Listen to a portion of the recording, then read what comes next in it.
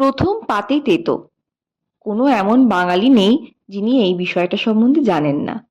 নিমন্ত্রণ বাড়ি থেকে রোজকার খাওয়া দাওয়া, বাঙালিদের পাতের প্রথমে তেতো কিন্তু থাকবেই।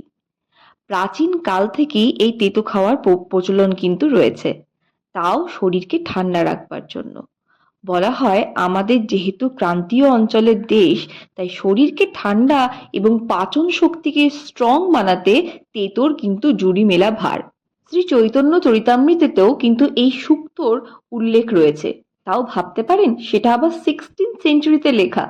অনেকে বলেন বাঙালিদের এই সুক্তো নাকি কোন একটি পর্তুগিজ খাবার থেকে অনুপ্রাণিত হয়ে করা। পর্তুগিজরা সাধারণত করলার মতো একটি পদার্থ ব্যবহার করতেন, যা ওনারা একটি ঝোলঝোল খাবারের মধ্যে দিয়ে খেতেন, যা তাদের তালুকে সতেজ রাখতে সাহায্য করত। এরকমটাই নাকি শোনা যায়। তবে মতভেদও রয়েছে বিস্তর। কারণ হচ্ছে মঙ্গল কাব্যে এই সুক্তোর প্রচলন বা ব্যবহারের কথাও কিন্তু উল্লেখ রয়েছে, তা কিন্তু বহু প্রাচীন। আয়ুর্বেদেও কিন্তু এই সুক্তোর ব্যবহারের কথাও উল্লেখ আছে, যদিও সেটা হজমি হিসেবে ব্যবহারের কথাই বলা হয়েছে, যা হজম করাতে সাহায্য করে। এই তো গেল শুক্তোর ইতিহাস।